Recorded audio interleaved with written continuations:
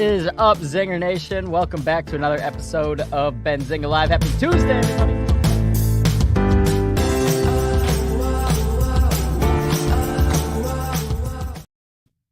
Hey, welcome back to another episode of Benzinga Live. It's Tuesday, and you know what that means? That means I've got my man Ryan Pannell hanging out backstage from Kaiju ETFs. We're going to continue our great conversation that we've been having about AI and about how Kaiju is using AI to manage some funds. And really, this has been a very transformative moment for Wall Street. It feels like this year that we're not really going to be turning back, that AI is only going to be more and more used in different financial, on Wall Street throughout really the next few decades. I would be very shocked if, this time next year, we're not still talking about AI, at least in some capacity. So without further ado, let's go ahead and bring on my man, Ryan Pannell. Ryan, how are you doing this Tuesday? I'm good, Aaron. How are you doing? I am great. So you just told me a little off air before we started that you spent your weekend in the ocean. What were you doing? I was sea kayaking around the north end of Vancouver Island off the west coast of Canada. There's whales and seals and a lot of kelp and fog, and it was cold. Okay. Yeah. So I mean, was there any like smoke in the air on that side of Canada, or is that No, more I mean central? normally there's a decent amount of wildfires every summer in British Columbia, but no, there was nothing that we saw. I mean, it would have been hard. It was so damp and foggy. So I mean, I guess small blessings, right?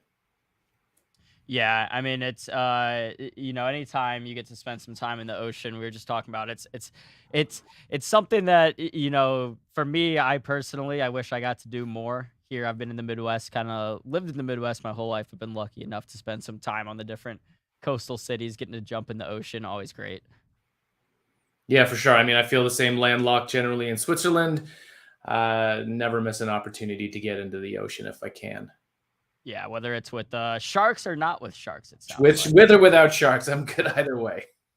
All right, well, Ryan, let's get into Kaiju. Let's get into the AI conversation. And again, just before we start, just because there may be some people in the audience today, and I see some good morning to everyone in the chat, Marky, Crassy, Vika. I hope I'm saying that right. But before we get started, you mind just giving us a very, very quick 30-second overview of Kaiju in case, again, anyone's new in the audience? Sure. So we're an AI-centric trading strategy creator, derivatives creator, fund manager. We've been doing it since Kaiju's existed since a little over half a decade. We've been using exclusively AI since 2019. And we launched our first ETF through Kaiju ETF Advisors, which is DIP, last December, and that's fully AI curated and directed. So we've been in this space for what I'd call a long time, in the AI space. And it's a nice moment for us. It's validating. You rewind the clock like 6 months and even 6 months, 7 months, and people were still thinking we were a little crazy, using AI to direct endpoint trading. Yeah, so are there any other players in the space, Ryan, that are doing what Kaiju is doing? Like, what's Kaiju's edge on the competition? Is it because you guys have been doing this for a little bit longer, or can you just speak to that for a moment?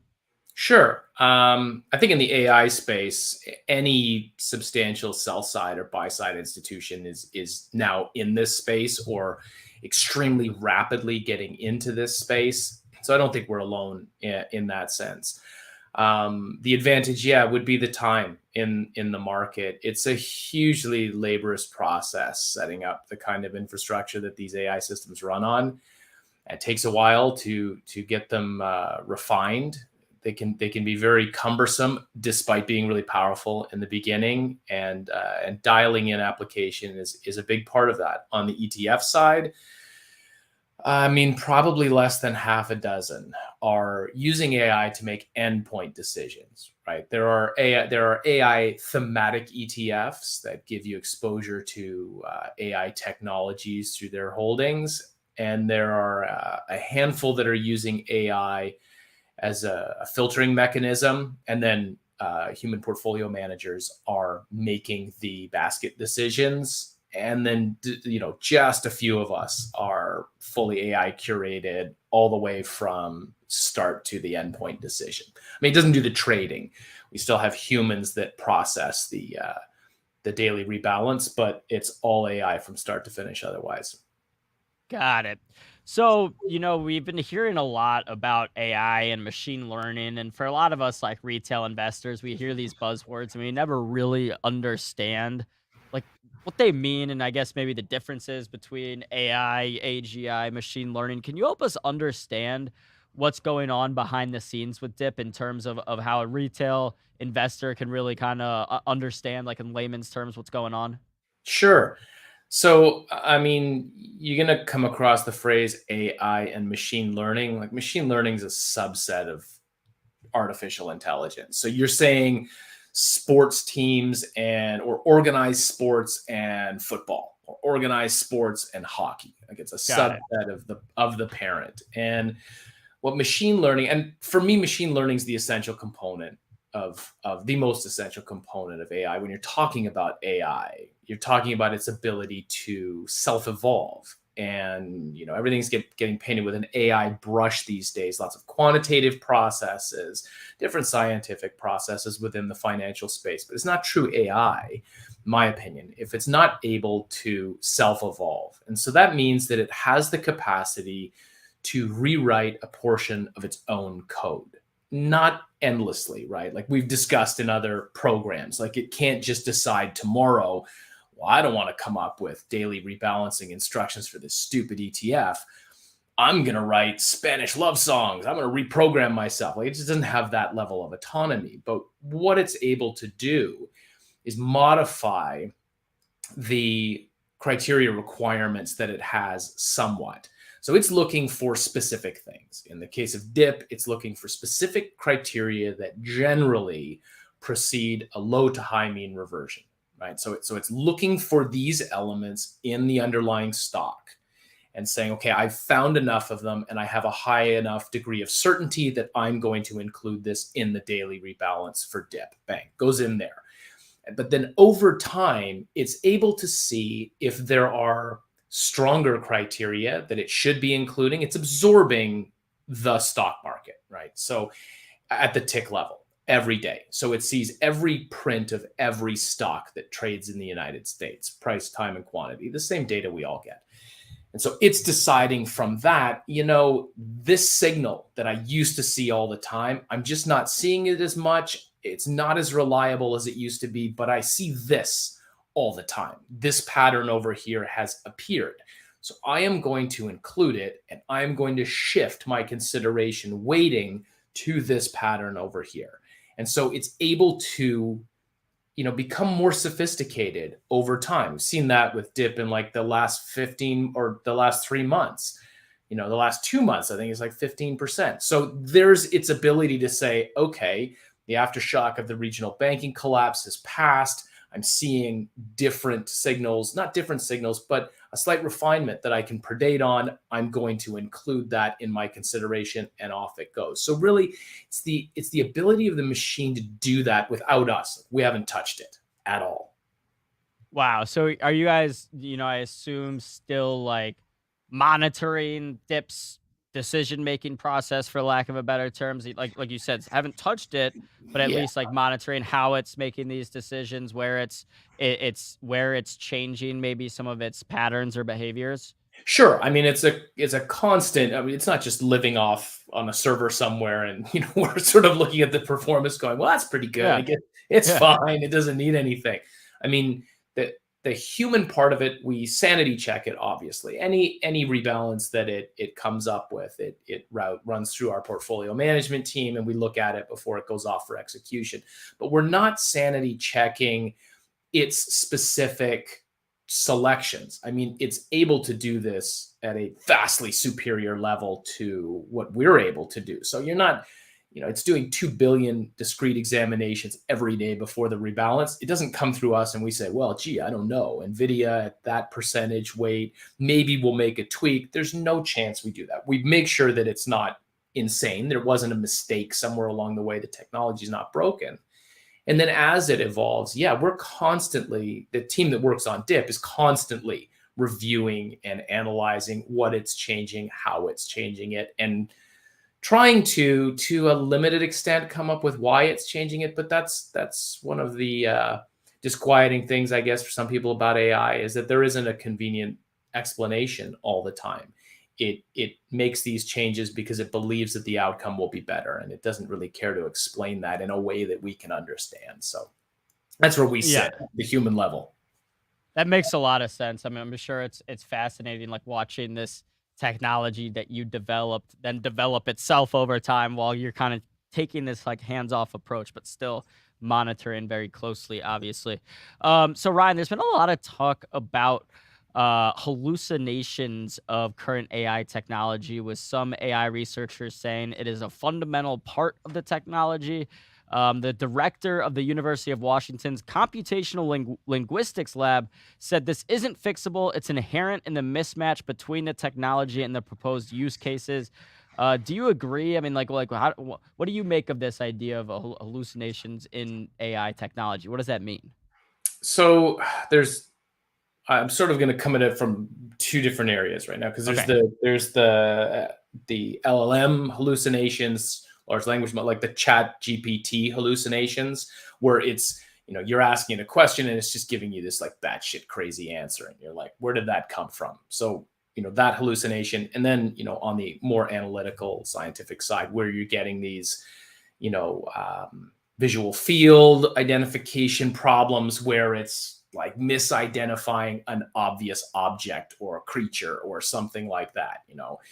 You're telling it to identify all the dogs in these pictures, and you get a couple cats thrown in there, and you're thinking, what is wrong with this? So on the GPT side, like, bear in mind that it's consuming enormous amounts of data on the internet, and the more it gets the same result, the higher the level of certainty. So that's where it's getting its answers from. So if you ask it something really bizarre for which there's not a lot of data out there, you can expect perhaps a weird answer.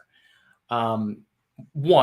And then two, it's guessing from how you phrase the question what you want to receive back. And so if you get a bad collision there of a low level of certainty across the information that it finds, and a misinterpretation of what you asked it because you asked it in a bizarre way, you're going to get one of these hallucinations. So that's on the LLM side. On the analytical side, like, it's tough to remember, but like, AI just doesn't work the same way our intelligence does. Like, we're not creating, when we work in AI, we're not creating like something to replace us. It's assistive. And so it doesn't process information the same way we do. So when you get these weird things where you've asked it to find, I don't know, all the dogs in this picture, and you get a couple of cats, it's because there was a pattern within those pictures of the cats that it interpreted as a dog. It's not looking at the outline of the picture. It's looking at the fur. It's looking at where the eyes are placed, the proximity of the nose. You get, the like pugs and bulldogs, which have a face that's closer to cat-like than dogs that have a long snout. And it gets confused. One of the early tests with image recognition was placing a weird object in a room, right? Like, you just give it a picture of a living room and it'll identify the couch, the chair, the person, the television. That's a dining room table. That's a side light. It does that great, but you stick an elephant in the room, just in the background, and it identifies the table as a television, the person is the couch. Like, it basically breaks it because Interesting. it's received something that it's never seen in its training. And so that's challenging for AI. So right now, I'd say it's an inherent limitation of the technology. We just sort of work through it, and that's why there are sanity check filters at the automated level and manual level that really should be applied to this. That makes a lot of sense. I mean, I'm sure as these things develop too, there will be new things every day that kind of are foreign to machine learning, systems, and that throw them off like that elephant in the room. But then eventually, over time, they learn from those things and then get better and better. Yeah, absolutely. And you're going to see that with anything that's AI curated and directed. The first time it sees something, a new pattern or a new condition, it's going to make its best guess based on all of the information that it's been trained on, but the level of certainty is going to substantially decrease because it's never seen this before. When we look at our regime classification engine and change detection engines that we run on the underlying level, and then sector, industry, broad market levels, we do bull, bear, neutral, or I don't know. And the I don't know for us is the most fascinating, right? It means it's never seen this in trillions of iterations of examinations. It's like, I don't know what this is. It's probably worth pausing when it comes up with that, right? So you're going to get that in different areas in which AI is used. I've never seen this pattern before. Doesn't mean it's broken. It just means it doesn't have enough data, hadn't been trained on enough data to have a high degree of certainty enough to give you some sort of reasonable suggestion or answer that you're looking for. 100%. So, Ryan, you find yourself in this kind of very interesting intersection between technology and finance. Where, like, how did you get into this position, and your kind of your path to running Kaiju? Um, Sure. That's a bigger question, but I'll keep it as brief and not boring as I possibly can for anyone who's watching. I my previous career, I just came out of a career in cryptography. Well, not just, but before I started trading professionally, I was a cryptographer for many years, building encryption systems for web-based file delivery systems, big banks and law firms. So a lot of work with algorithms and cryptography. And so when I came to trading, I was immediately drawn to the more quantitative side of it. Um, for the increase in positive outcomes that I experienced, as well, there's an emotional part of it, right? I mean, if you anybody who's traded based on your personal analysis, your feelings on something. Well, I read the last quarter's report. I did this analysis. I reviewed the chart. I looked at the indicators, and I feel really good about this. And then you're wrong.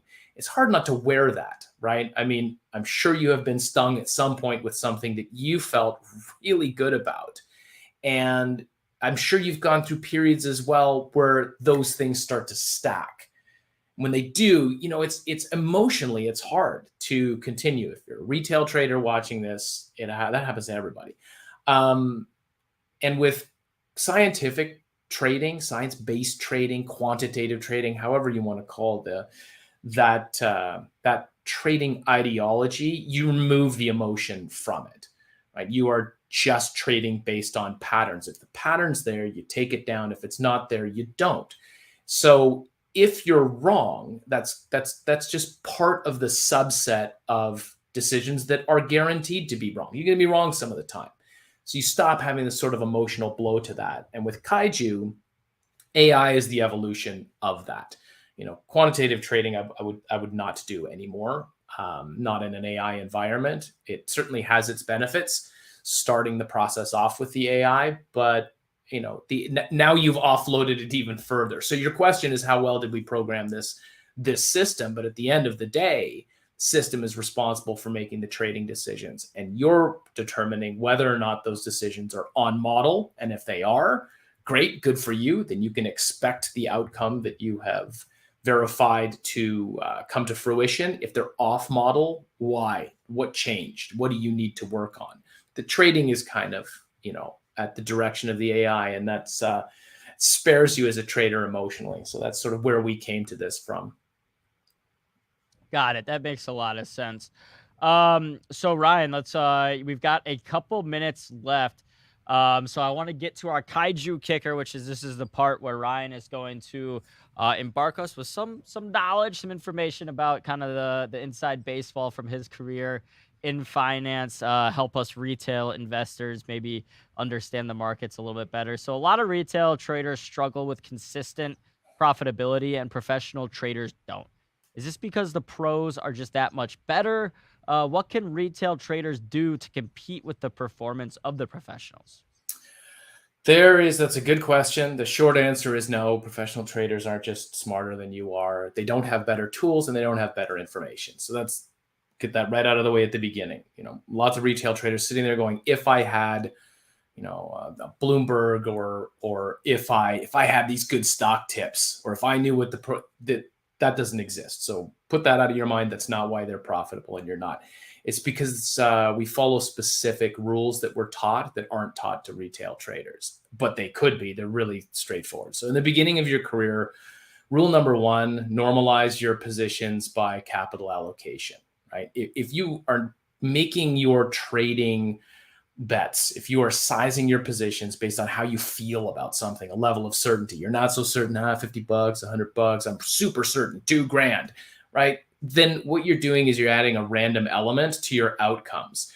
If you're right 80% of the time, but all of the 80% were in your I'm not so sure bets, and the 20% that you were wrong were in the this is going to be awesome, I'm throwing all this money in here, you're going to lose money at an 80% accuracy rate, which is crazy.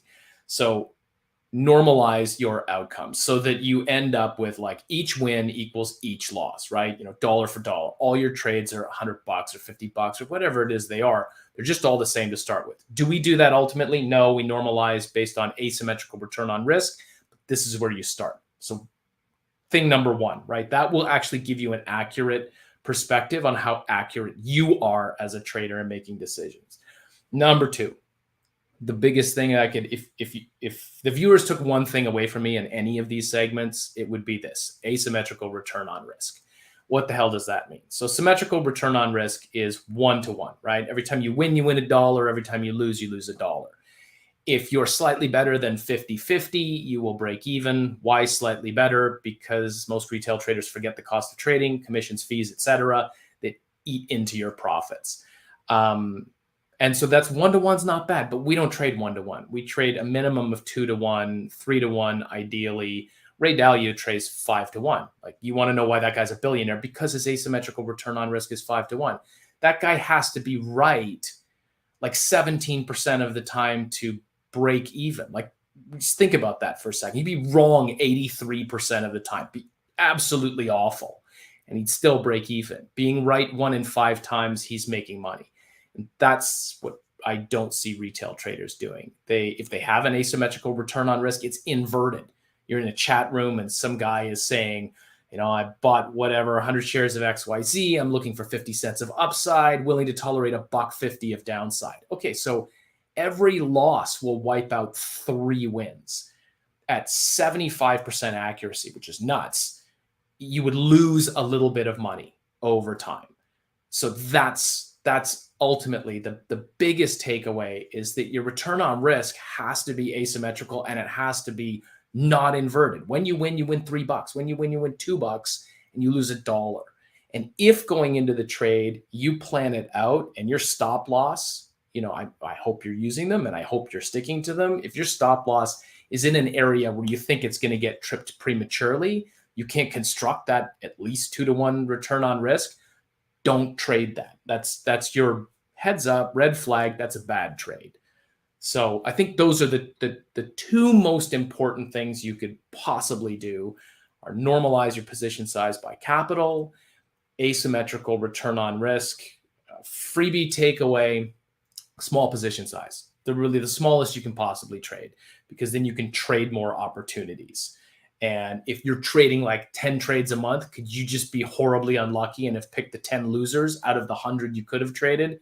Totally reasonable to assume that might happen. But if you're trading a broader cohort within what your edge is, I trade every time this happens. Okay, great. Smaller the position size, the more you can get on, the less the losses will hurt you. And if they are hurting you, then revisit that strategy because it's not working for you. That's the best I can do in 2 minutes. No, I mean, from my experience, from talking to a lot of different retail investors, from being a retail investor myself, I've noticed that's the biggest difference, is that even as a lot of retail investors that I talk to are able to get some of these big winners if they're, even if they're just picking stocks and trading common stock or doing options, they'll get some of these 200-300% winners. But it's really about managing the losses. I feel like that has I've noticed the biggest difference between, because a lot of professional traders just simply will not put themselves in a position to lose more than 5-10% on a trade, versus like me, I'll like, if I buy some options and I'm letting them run, and I'll let them go all the way down to zero sometimes, and it's like a professional trader would never ever ever do that. So I know where I at least have work to do to get to that point. But Ryan, this has been an awesome conversation. Where can folks find more from Kaiju? Kaiju.ai is our sort of global site. Interested in the ETF, it's either dipetf.com or kaijuetfadvisors.com. And then our private fund manager, which I don't know why anybody's over there looking at that website, but it's kcm.ai. Any of those, but kaiju.ai will get you wherever you're looking for more information. Beautiful. Well, we got that DIP ETF URL as well as the Kaiju AI in the chat. Ryan, thanks again for hopping on. Enjoy the rest of your Tuesday, and we'll You chat too. next week. Thanks, Aaron. Have a good one. Of course. All right, guys, that was Ryan Pannell from Kaiju ETFs. Again, go to dipetf.com if you want to learn more about this cool, ETF. Of course, that Kaiju is using AI to run, and buying the dip has been a strategy that has worked really well over the past, really since COVID. Basically, anytime there has been a substantial dip in the market, if you were a buyer of that dip, you've benefited from that. Now today, speaking of dips, it is a red day, pretty much red across the board. This is coming off a Moody's downgrade of banks. We can look right here. I'll pull up my Benzinga Pro. Of course, Benzinga Pro, your one-stop shop for all your investing needs, news, charts, etc. Come here, pro.benzinga.com, free 2-week trial. But you can see here, we'll go to XLF, the Spider Financial Fund, down about 1.7% today. KRE, your regional banking ETF, getting absolutely clobbered, down 3%. So, is this the time to buy the dip? That is the question, I'm sure you guys will be asking. Bottom line is, it depends really on your outlook. I said this last week on the show that my status as a bull is really unchanged, especially in the long term. I think there's a lot of things to be excited about when it comes to the economy. I think we've held up a lot better than a lot of people have anticipated. But right now, and I said this last week on the show, that I'm like short term or in the interim, neutral to bit. I basically was saying I wouldn't be surprised to see a little sell off. So, depending on your time horizon, for me, I'm a long-term holder. I'm buying shares of the S&P 500 in the market and just sitting on them for my retirement for a long time. For me, any dip out there is a buying opportunity. Now, if you are 60 years old and trying to retire next year and you have, a little nest egg to invest, would I be buying S&P 500 up here if you were trying to, pull that money out or need it in the next year, 6 months? Like, no, maybe there's a chance that you buy up here at 346 and are down a few months from now. Of course, that's a possibility. But for me, because I have a longer time horizon, I still see this as a dip buying opportunity. I mentioned this with Apple. Any weakness in Apple, I just see as a huge buying opportunity. So the fact that Apple's down from, nearly $200 a share to $175 doesn't scare me in the slightest. I'm still a buyer of Apple. And my thought process on this, it might be kind of stupid, might be, just my little, dumb brain, dumb thoughts. But if I'm buying Apple here and Apple continues to get clobbered, we're all screwed anyway. The S&P is going to drop a lot too. Like, if Apple essentially crashes, could cause some big problems. So I'm basically banking on that not happening and just saying, hey, I think Apple will be fine in the long run. I think the market will be fine in the long run. In the short run, in the short term, could we see some more volatility? Could we see some more pain? Of course. So don't go out there buying a dip on the Qs or SPY today thinking, okay, tomorrow it's going to be back up to its all-time highs. No. This may take some time. Other big news, and I've got my man Nick Brown hanging out backstage. We'll pull Nick on in a second, but I mean, these weight loss drug makers just absolutely crushing it today. I know we've had Raz and some other people. Let's give Raz a call. See what if Raz has any thoughts on this.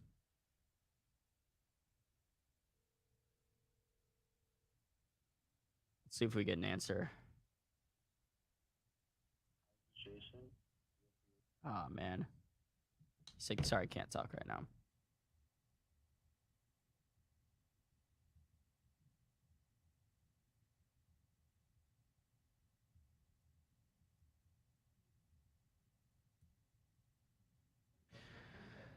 All right. So yeah, you can see these weight loss makers, weight loss drug makers, Eli Lilly, NVO, just absolutely crushing it today on the reports of some big earnings. I think that was from Lilly this morning. Yeah, Lilly's report.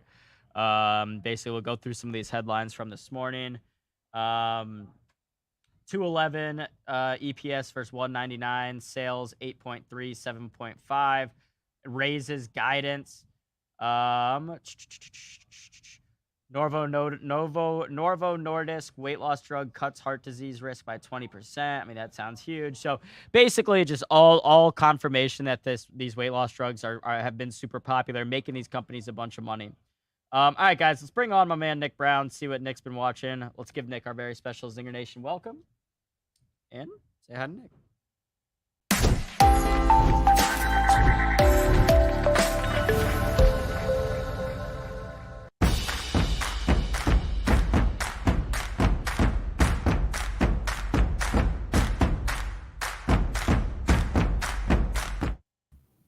What is up, Mr. Nick Brown? How you doing?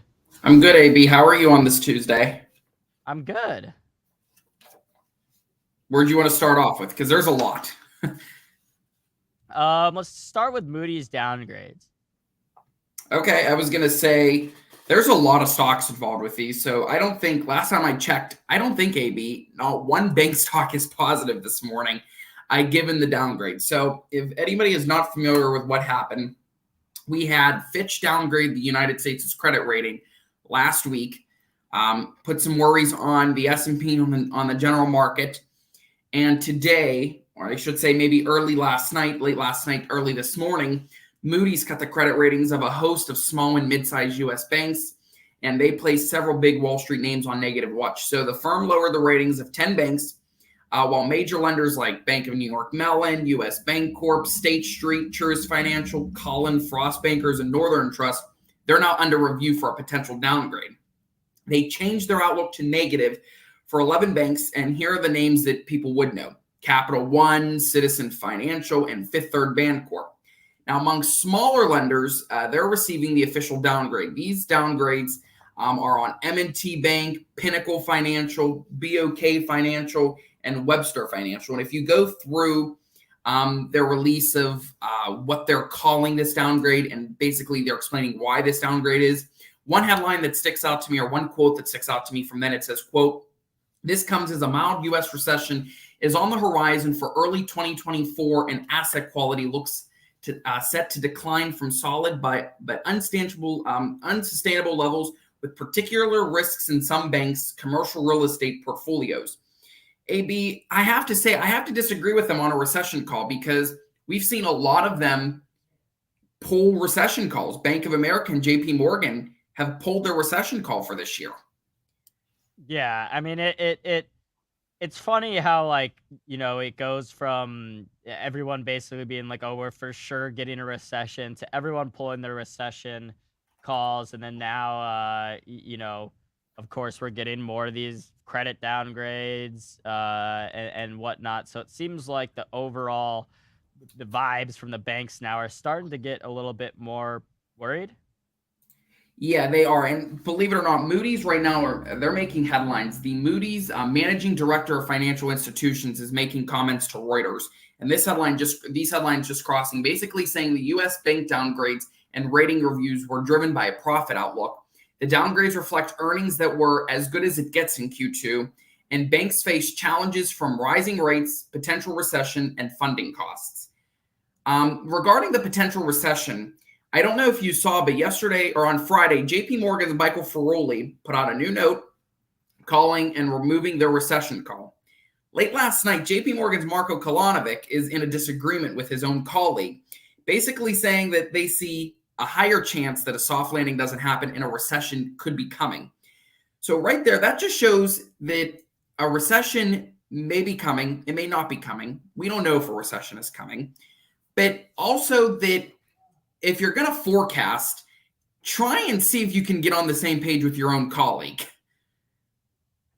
Yeah, I mean, 100%. Like and I think that's where right now a lot of people, don't really take a lot from these different downgrades and whatnot. Because if from a single bank, you have two different people saying two different things, and they're looking at the bank's same research and all these things, it makes it a lot harder to try to figure out exactly what's going on.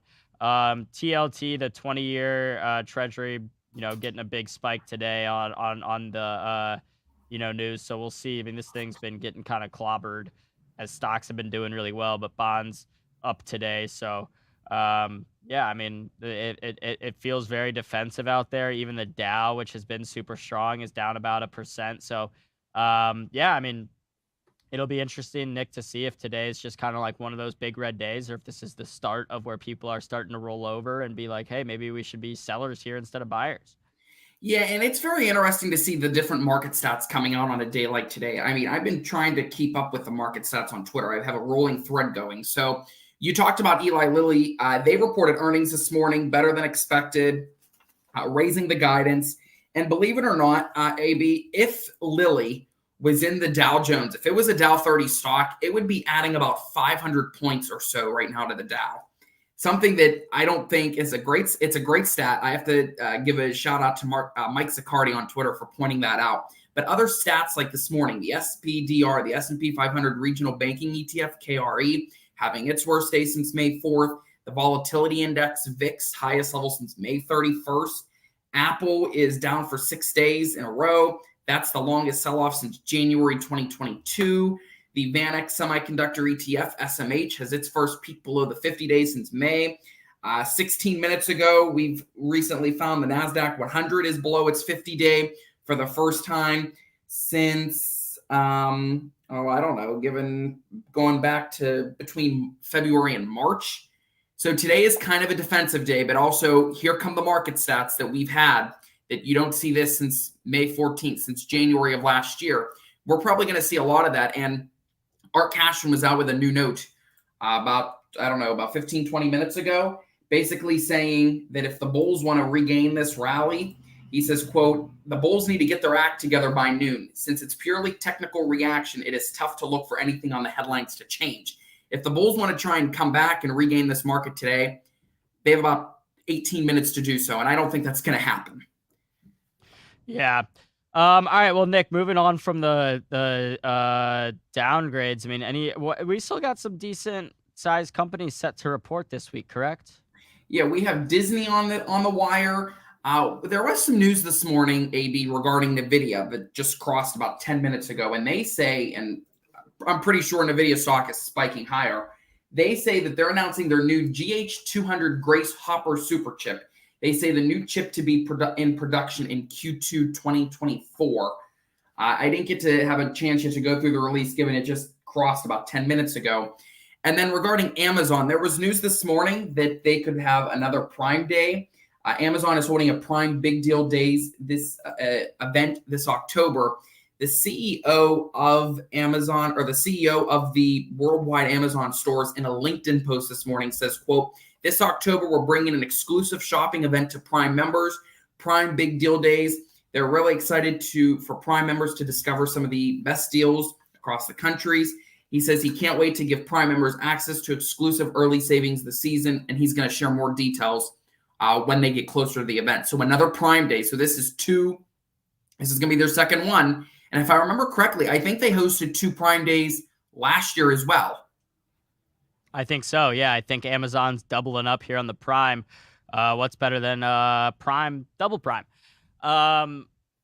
It does look like, Nick, I've got the NVIDIA chart pulled up on the 2-minute chart. It looks like NVIDIA is actually dipping a little bit lower on this release. Maybe investors worry that this, new super chip is taking too long. I don't know what it is, but either way, on this news, Nvidia actually moving slightly lower. Let's do a quick just check in on the overall indices. The S&P 500. Again, we're looking at a 2-minute chart here, so just intraday.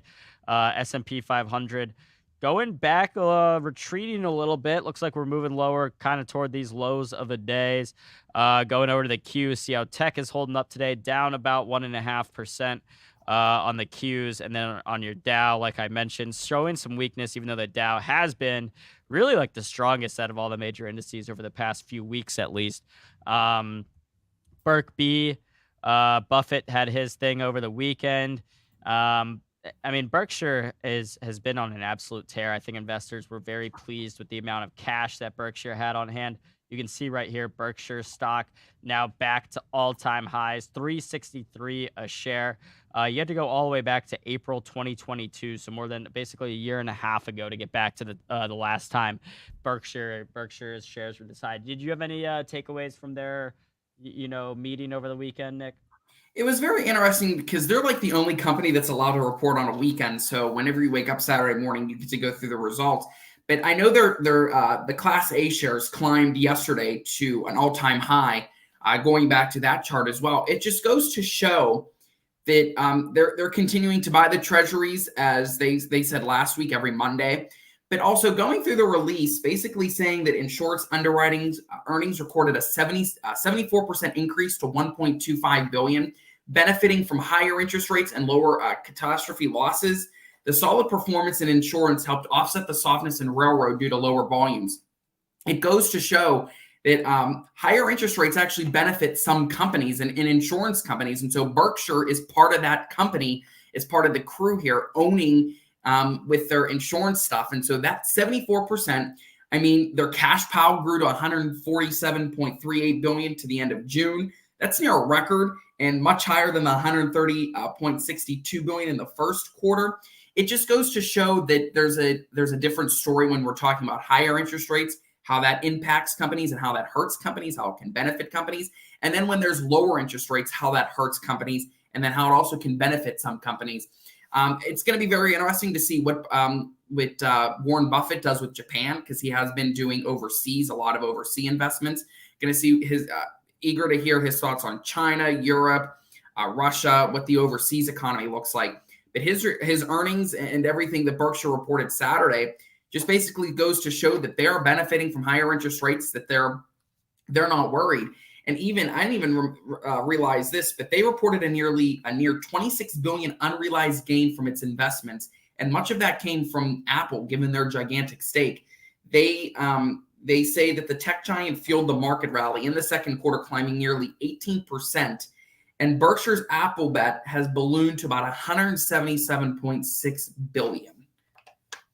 Yeah, I mean, the amount of shares that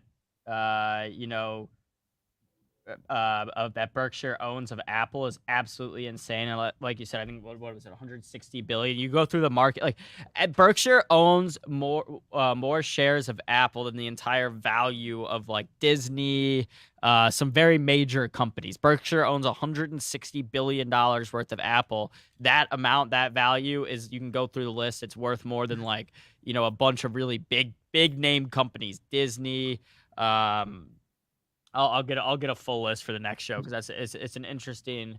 It just really puts it into perspective that Berkshire is that massive, that its holdings of Apple is bigger than a lot of these like Fortune 500 companies. Yeah, and Apple earnings, we didn't have a show on Thursday, but I have the numbers here. Apple earnings, the quarter was great, Aaron. I mean, they missed on a few metrics, but weakness that's reasonable with a company. You're just not going to continue to keep growing and growing and growing. You're eventually going to have a setback. I mean, services revenue for Apple reaches a new all-time high in the quarter. Installed base of active devices set an all-time record. They only mentioned AI 4 times, and I heard your conversation with the Kaiju ETF with that interview before, and it's very interesting to hear how AI is shaping our daily lives. And to your point, it would be crazy if we weren't talking about AI in the next years to come. I think there's going to be a slowdown in AI just because Chegg, they reported earnings yesterday after the bell, And they're seeing a completely different story this quarter that just happened compared to last year. They say that the new Chegg will combine the best of generative AI with Chegg's proprietary high-quality solutions and demonstrated ability to improve student outcomes. If you remember last quarter of this year, they actually come on and say people were moving away from the Chegg services and everybody was piling into ChatGPT. But now that's a mixed picture because ChatGPT isn't very accurate. A lot of the tools that professors and teachers use to check students' work, it can pick up AI. And so it is going to be very interesting to see how Chegg, their new AI model, develops. But in AI in general, what the new outcome is going to be for AI, just because it's so easily detected. As soon as you write an article, AB, I can tell that's you because I can tell your voice. But maybe someone in another industry that I don't know, but because I know you well. But say I don't know somebody else is writing at Benzinga, and I'm like, I'm not sure who this person is. And if you maybe help them write it out, I may be able to identify it. But AI is too easily identifiable for teachers and professors right now. So a lot of students are trying to gear away from AI. Yeah, and I think it's one of those things where in its current state, right, there's still a lot of like things that it will be improved on, but I think a lot of the investment interest has been based on, oh my God, look at ChatGPT right now, imagine it in 5 years. So, I don't know. I mean, obviously as these tools develop, like there will be other tools to help combat students using AI to cheat or all these other kind of potentially like harmful effects of AI. So I think that's typically, how these things happen is a new technology will come out. You'll see the promise of it, and then there will be the other side of it, the other side of the sword, where people are like, oh my God, like, yeah, this is great, but now students are going to use this to write their essays and not write anymore and do this and that.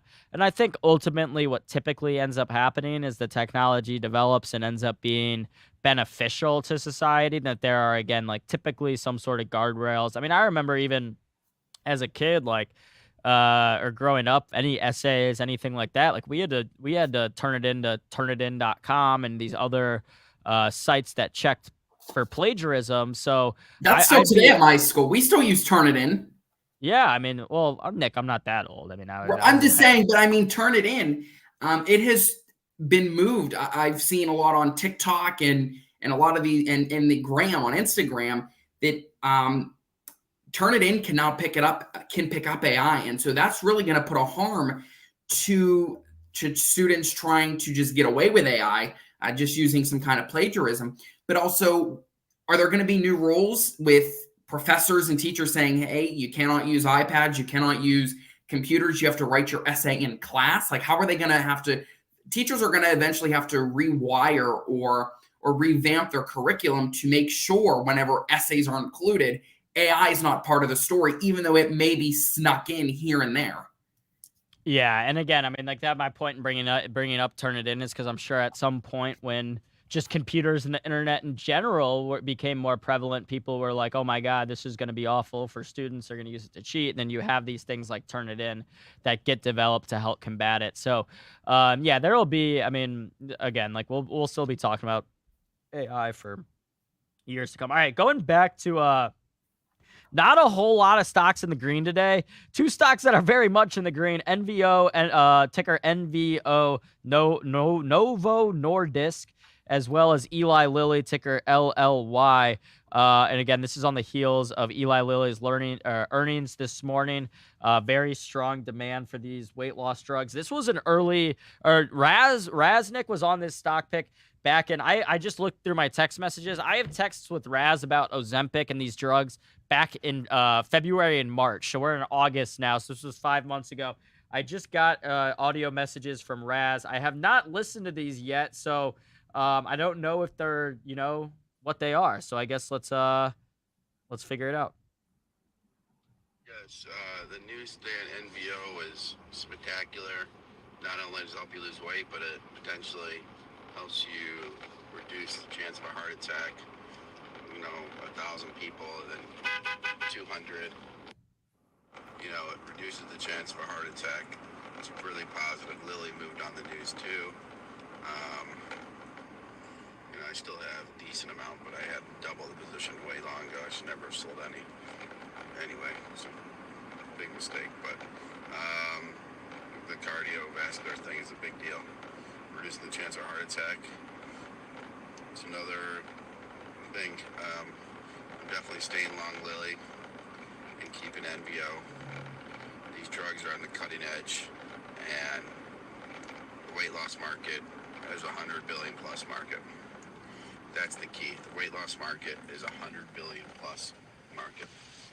All right, so sounds like Raz has a little bit of regrets there, selling some of his positions, but still up big on his picks on Eli Lilly and Novo Nordisk today. And yeah, I mean, like Raz said, I mean, you have kind of both factors of it.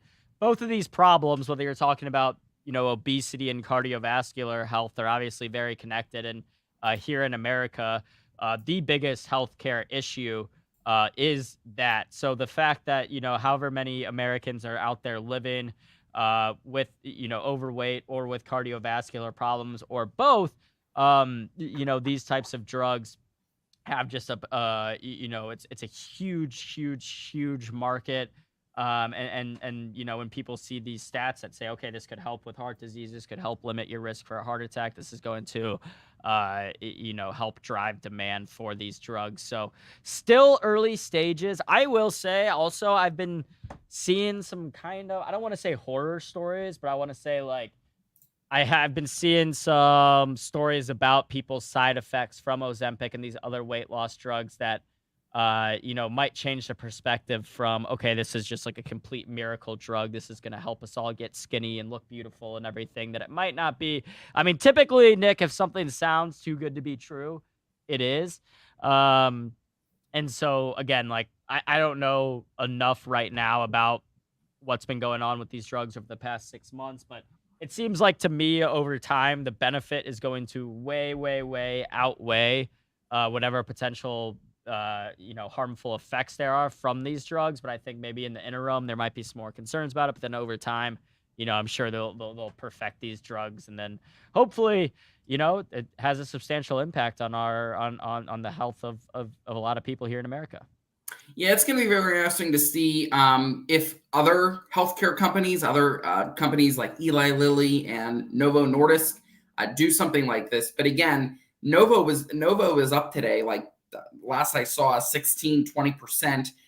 It's going to be very interesting to see in the long run what the actual percentage rate is, just because 20% does seem a bit high, AB, for me, just as I'm looking through the results and trying to understand this drug and all the different drugs that help this. 20% does seem a bit high. I was maybe looking for maybe between 5 and 10%, but depends on how many people you do it on. I don't know, like the full statistics of testing these different drugs and like going for the vaccine, like how they tested vaccines, like how many people were in this group or how many with doses. So it's going to be very interesting in the coming weeks and months to come to get some more data on Novo Nordisk and Eli Lilly with the different pills and the different drugs that they have to help cope and help with these different diseases and obesity and stuff. Yeah, 100%. All right, well, Nick, unless you got anything else for us, it is 11:58 a.m. on the Eastern time zone, which means we've got about 2 minutes left before we got to wrap up. I was just going to say, we had Paramount earnings yesterday after the bell. We're still with these streaming wars, AB. I'm not exactly sure in the long run what streaming service is the best. If it's Peacock, Disney Plus, Hulu, Netflix, Paramount Plus. It's going to be very interesting to see what streaming does in the next months and years to come. 100%. All right, well, Nick, enjoy the rest of your day. Thanks, as always, for joining us on Benzinga Live. Everyone, smash the like from my man, Nick Brown. You can go get some more from him on Twitter at newsbynick. Nick, again, thank you very much. Thank you, and talk to you Thursday. Yes, sir. All right, guys, that is Nick Brown. Again, News by Nick on Twitter if you want some more from him. Before we wrap up, I'll do one last quick rundown of the overall indices. S&P 500 down about 1 1/10%. Your Qs down about 1.6%, and your Dow Industrial Average down a little bit more than a full percent. So big red day out there on the market, kind of a bloodbath. I'm not even going to check my portfolio today. Suggest you guys do the same. Unless you're short, then for sure check it. All right, guys. Peace and love, y'all. Till Thursday. Happy trading. Smash the like again if you have not already.